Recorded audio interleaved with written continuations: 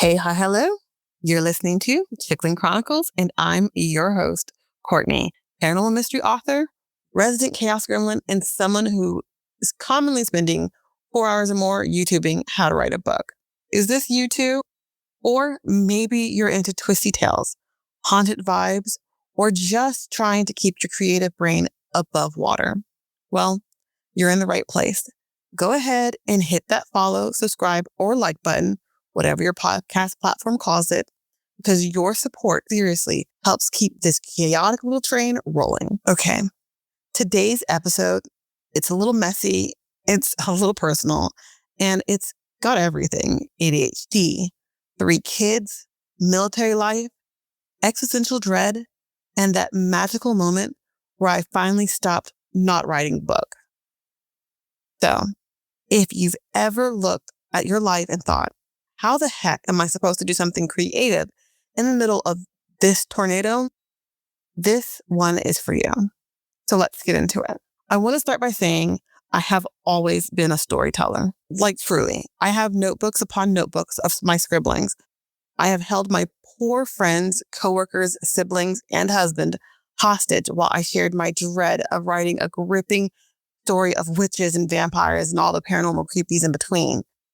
But turning that chaotic creative energy into an actual book, that took a while, because here's what the brochure of my life didn't tell me. ADHD makes it really hard to follow through on long projects.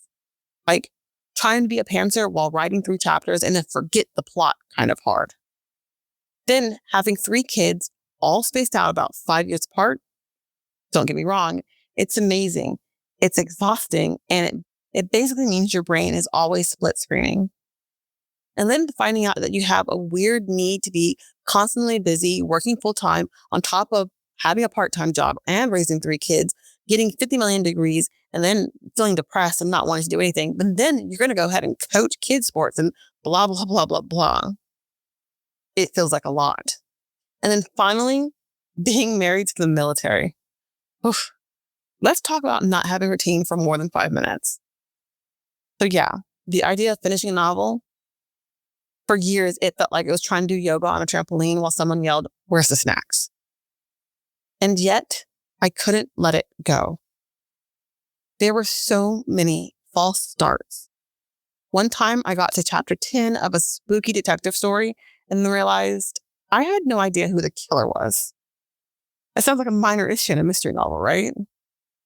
There was also another time that I spent months building a magic system to abandon the project because I couldn't remember the actual plot of the story. And we won't go too deep into my YA paranormal mystery that I had to place on an extended hiatus because I couldn't figure out where were the damn parents and all this craziness. I would beat myself up for that. Like, why can't I just finish something? But what I didn't realize then, and maybe what you need to hear now, is that those false starts weren't failures. We're going to call them warm-ups. Those false starts were me learning my brain, my process, and my weird little creative patterns. Because with ADHD, creativity isn't linear. It's a spiral. A glitter-covered, caffeine-filled, sometimes anxious spiral. And learning to work with that instead of against it, that really changed everything. So, what finally pushed me to start and actually finish The Missing Reflection? Honestly, it was rock bottom. Well, a creative rock bottom. And way too much free time because, as I mentioned earlier, I have a need to feel busy. So here's the gist. We had just moved again, and I was in this post-move funk. The kids were adjusting. My husband was deployed or on some kind of military thing. And I was alone a lot. And instead of using that time to write, like I said I wanted to, I just didn't. I lived on YouTube. I doom planned. I reorganized my closet 5 times in 1 week, but I didn't write. And one night, it's 11:47 p.m. I'm in my favorite pair of Cartoon Network sweatpants with a cup of ramen noodles. And I had this internal scream moment. Do you know the one? Is this it? Is this my life forever? Then came the thought, that if I didn't write that book now, I never would. It wasn't inspirational. It was more like a creative ultimatum, but it worked.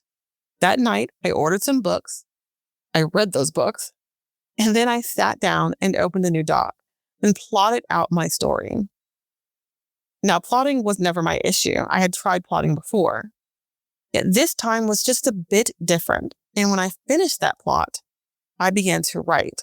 And I wrote what would become my first real sentence of the missing reflection. I would write every second of the day. I would write after I got off work. I write at soccer practice. I write in the parking lot with snacks and my laptops while the kids screamed at each other in the back seat. I would write anywhere. It was not aesthetic. It was not perfect, but it was what I had. Don't get me wrong. I would have loved the amazing writing space with a 3-hour routine that included herbal tea and a lo-fi music. But I didn't have that kind of time. I would maybe have 30 minutes to an hour and a death grip on this dream.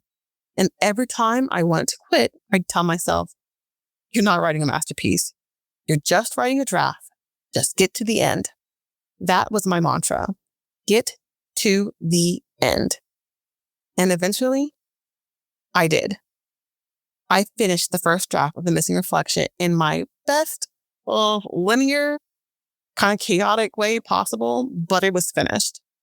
And when I typed the end, I could have cried, like ugly cried, into my laptop with a fruit snack stuck on my face. But instead, I decided to wake up everyone in the house, minus the youngest because she's a little mean when she's sleeping, and shared the amazing news. I even texted my sister because, she needed to be involved in this. She needed to know it was done. So here's what I want you to take away from this origin story, especially if you're a creative person in the middle of chaos. 1, your life doesn't have to be calm for you to be creative. 2, you don't need a perfect system. You need a little stubbornness and a lot of grace. All starts are not failures. They're just steps toward the real thing. And if I could recommend one book on writing, it would be Jenna Marussi's Shut Up and Write the Book. It was one of those books that I had mentioned earlier, buying and reading. It was a game changer. I will say, being a mom, being neurodivergent, being in the wild, unpredictable military life, it all made the journey harder. But it also gave me the grit and perspective to write a story that mattered to me. The Missing Reflection isn't just a paranormal mystery. It's proof that the Chaos Gremlin can win.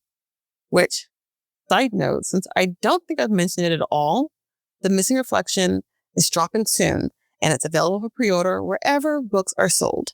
Minus Target, because for some weird reason, it's not showing up there yet. If this episode hits home for you, if you've ever felt stuck or scattered or not serious enough to call yourself a creator, I hope you hear me loud and clear when I say you absolutely can do this. And if you enjoyed today's episode, don't forget to like, follow, subscribe, leave a review, all the things. It truly helps me and this show grow to find more creative chaos gremlins like you. You can also follow me on socials. I'm on Instagram, TikTok, all the usual suspects. Links are in the episode description. I try to consistently share behind the scenes stuff, awkward writing memes, and occasional videos of me laughing maniacally over my edits, but I like to give myself grace here too. But I will ask that you stay tuned because on Chickling Chronicles, we will be diving into genre and story analysis, books, movies, and TV shows that I'm hyped about or side-eyeing, and I want to have more discussions like this. Until then, embrace the chaos, trust your story, and keep going. See you in the next chapter. Bye. Thanks for listening to this episode of the Chickling Chronicles. Make sure you like and subscribe on your favorite podcast platform so that you never miss a story or a conversation. See you next time.